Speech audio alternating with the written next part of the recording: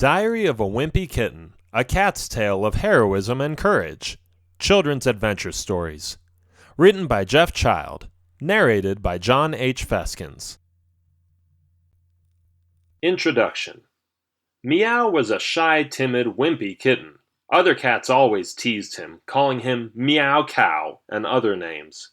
He didn't know why, but Meow always hated water. His dread for the substance was an innate fear he could not overcome, or so he thought. As the events of this book unravel, the main cat character will be tested, tried, and downtrodden. But as he learns to master his doubts and fears, he will show the rest of the world what he is made of.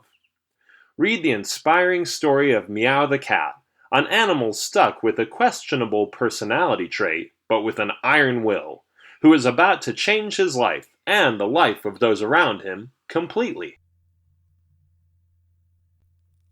Chapter 1. I Hate Water. With 7 sisters, Meow was the youngest of 8. His mother was protective of him. Every mother with that family structure would be. However, this wasn't always in Meow's best interest. He got spoiled, pampered. His sisters always took care of him, and his mother wouldn't let him try out anything, afraid that he might fall, break something, or worse than anything, drown. Meow sometimes came in contact with kittens that belonged to other cats. "You are a wimp," some kittens said.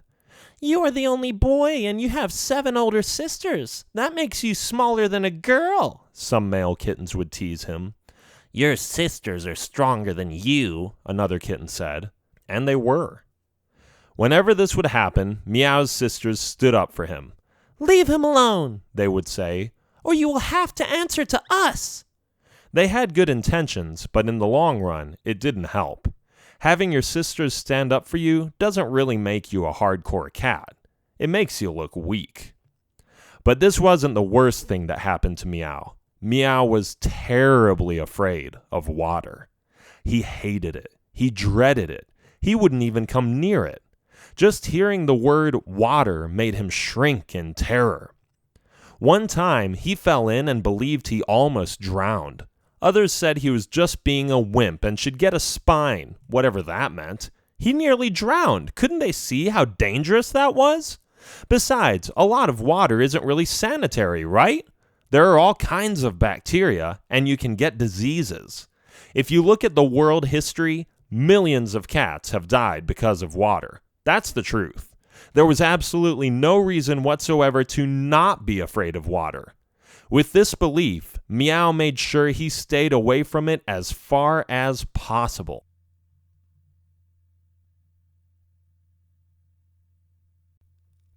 Chapter 2. The Big Boat.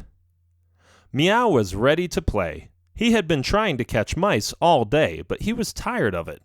He found a ball of yarn and tried to make it jump up. The yarn got stuck in his claws. Whoops! Get it out! Why is this stuff so complicated? Ha! Got it! Hey, what's that? He thought. He saw something running through the streets. Meow decided to follow it. He came closer and closer, sneaking into the shadows and waiting for the correct moment to jump on it, whatever it was. "Gotcha!" Meow shouted as he jumped on what he thought was a living creature. It was a can. Hey, where's the thing that walked away? Suddenly he looked around and saw a mouse sticking his tongue out at him. "Try to get me, you silly cat! You're good for nothing! You haven't even caught a mouse all day!" the mouse said. "That's not true," Meow yelled back. "I caught at least—" Then he thought deeply. The mouse was right. Meow hadn't caught anything that day. It had been a very unproductive day for him. No wonder he was tired of it. But that was going to change right now. "Oh yeah? I'll show you, tiny mouse! You're going down!" he screamed as he started running towards the mouse. The mouse ran away as fast as it could. They ran through the streets, jumped over fences, slid under a lady's skirt, bumped into a fat guy, leaped over a little girl, slid through sidewalk chalk, continued their chase, and went on and on and on. Wow! Meow stopped. They were near the harbor. He didn't like the harbor because, well, the harbor is next to the sea, of course. But that mouse dared him to catch him. He was going to catch the mouse. He ran after the mouse, who had almost disappeared. There it is! He ran onto a ship anchored at the harbor. The mouse had disappeared. Meow was tired of running. This wasn't good at all. Where did the mouse go?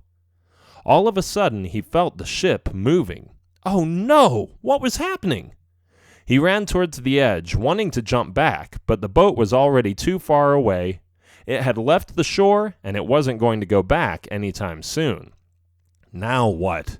Meow was terrified of falling into the water, so he decided to find a safe place. He hid under a stack of crates and fell asleep. Meow woke up by a sudden jerk. The ship had been sailing for a few hours now and had entered a storm. "I don't want to die!" Meow cried immediately.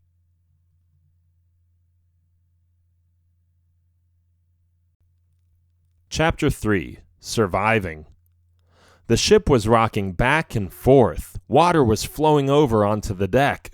The sails were flapping in the wind, and the crew was shouting orders and trying to get the ship damaged in the least possible way by organizing the crates and cargo that was being pushed back and forth by the movements of the ship. Thunder struck often, and lightning flashes blinded Meow's eyes. The thunderstorm was bolstering and frightening, to say the least. Suddenly, a gush of wind threw Meow into the ropes. Meow held on for life. He saw the dangerous, dark sea turn into a monster, or so he thought. It was going to eat him. It was evil. Meow meowed as hard as he could, but nobody could hear him. The storm was too loud, and most of the crew hadn't even seen him. They didn't even realize he had gotten on board anyway. Meow held on for a few more minutes, but his strength was failing him. He wanted to get back on the deck, but he couldn't hold any longer and let go of the rope. The wind swung Meow into the open sea. "Meow!" Meow screamed. He went under, tried to catch his breath, went under again, and managed to keep his head above the water for a few seconds. This continued for minutes. "I am dead," he thought. "This is it. If there is a cat heaven, that's where I will be in a few moments." Still he kept struggling, trying out the few swimming techniques he had been taught by his patient mother. Left, right, left, right. This was actually working. Kind of.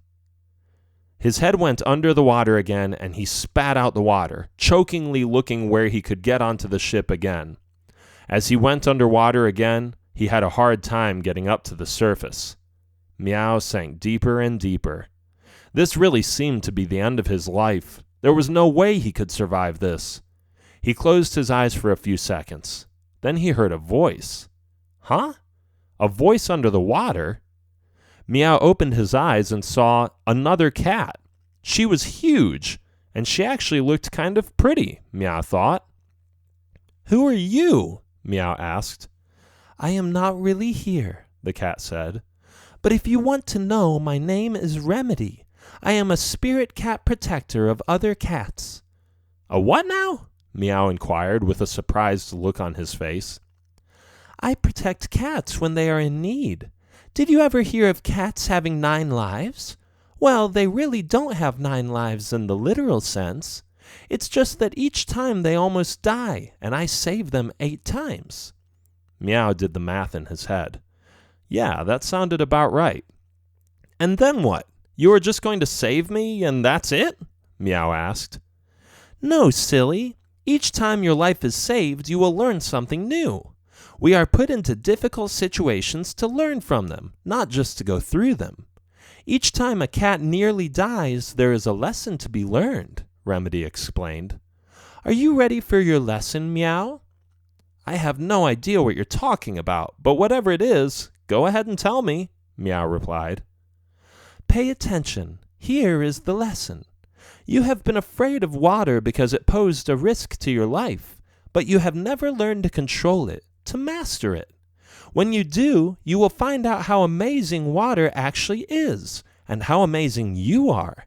You underestimate your potential because you give up too easily. You don't like water because it's hard to swim, but the very currents that you have to fight against could improve your skills and work your muscles. Life isn't supposed to be easy, just worth it. Do you understand? Yeah, I do, Remedy. But now what? Good question. Now that you know what I mean, you're ready to go back up. See you at the next near-death experience, Remedy said as she waved him goodbye. Before he knew it, Meow woke up, coughing up water and having his head above the surface. He started swimming, and he kept swimming for 20 minutes, even when he felt tired. Maybe there was hope. After some time, he saw the shore. Yes, I am going to make it, he thought to himself. From now on, I am going to be strong. I am going to face my challenges and turn them into something better. When something is hard, I will just try my hardest and stop complaining. This way, others will be able to rely on me, and I can be an example, not a wimp. With his newfound confidence, Meow reached the shore and went to his family.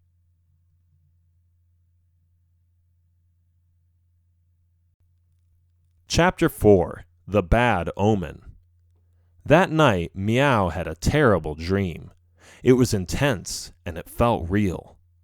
He was in his hometown, the harbor city of Angleton, but in his dream he was outside roaming the streets. He looked around him and noticed a green butterfly fluttering around, going from flower to flower and calmly floating on the cool breeze. He saw the homely family and the laughter of the children. Fathers were playing with their sons, mothers were talking to their daughters and other women in the neighborhood. Everything seemed fine. Everyone was happy. Suddenly, a huge wave that reached above the rooftops of the Angleton houses crushed the trees, swept away the families, made children drown, and destroyed the homes it touched. As his vision soared above the city to look at the scene from above, he could see the whole town of Angleton disappear underwater. It was horrible. People were dying, and buildings were demolished. The town had sunken into the sea. He looked beyond the horizon and saw a dam that had been holding some of the river water back. It was broken. It had cracked down the middle, letting all the water through. That was the cause. If only they could have prevented the dam from breaking.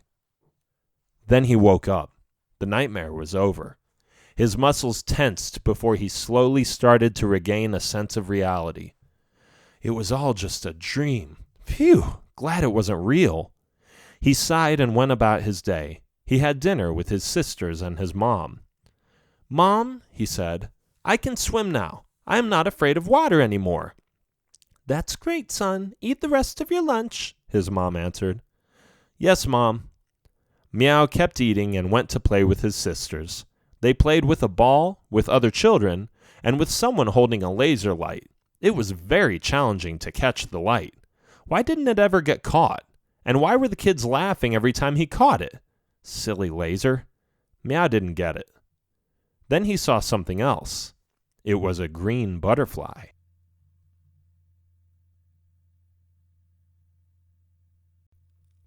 Chapter 5. The Upcoming Disaster. Meow was shocked. A green butterfly. Did that mean something? Maybe not. There were enough green butterflies around. Still, Meow didn't feel comfortable with this odd coincidence. He followed the butterfly as it kept fluttering away. Major déjà vu.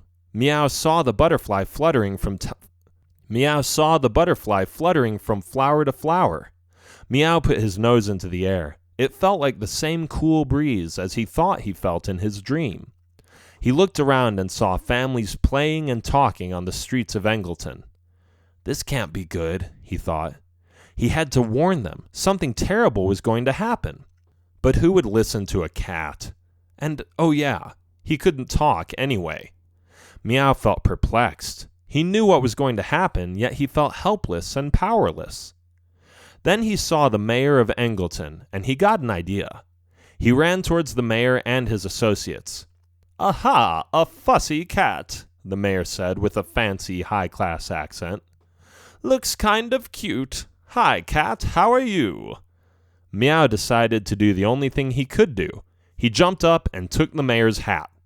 Needless to say that this hat cost a fortune, so the mayor really wanted it back.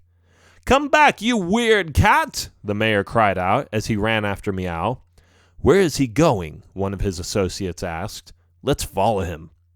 The group of rich men had a difficult time keeping up with Meow. They didn't work out much, and some of their fat bellies were wobbling up and down as they ran uphill to get the expensive hat back. Finally, they reached the dam. That's where Meow stood still. "Come on, Cat, give us back the hat," the men said, approaching him slowly. "Wow, look at the dam," one of them suddenly said. "I am glad we came here. Look at that."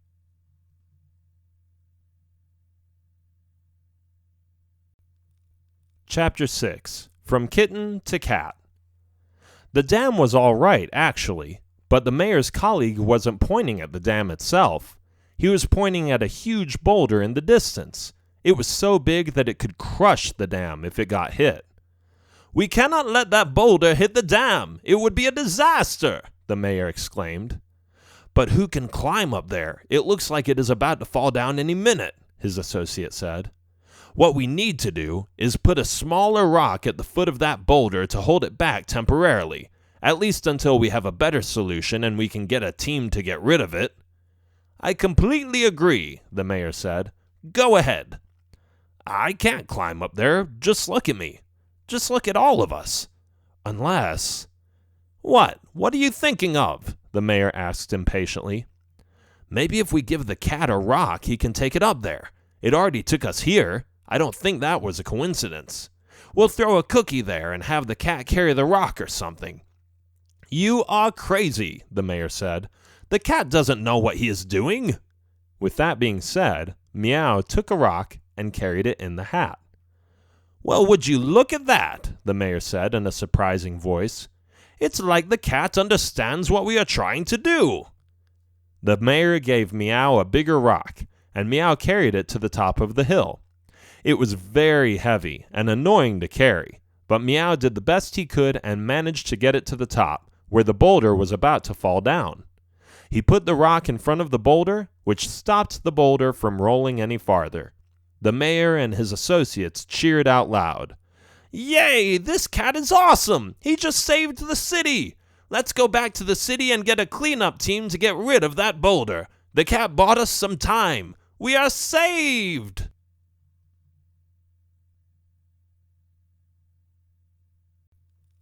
Chapter 7. The Happiest Cat on the Block. Meow felt proud of himself. He had received a medal, which he was wearing all day. The mayor and his associates took him to town and declared to the population that this cat was a hero. He saved the city and should be rewarded accordingly. Nobody ever teased Meow again. Other kittens wanted to play with him. They kept asking him about the hat, the boulder, and the dam. He told the story over and over again, and of course it got changed every time somebody told it to someone else. But he was okay with that. One day, the entire cat family was invited to the mayor's home. The mayor and his wife were friendly and fed them as many snacks as they wanted. "Honey," the mayor's wife finally said, "these cats have nowhere to go. How about we take them into our home?" "Well, only if they want to. What do you think, cats? Does that sound like a good idea?" A loud meow by all the cats was the answer.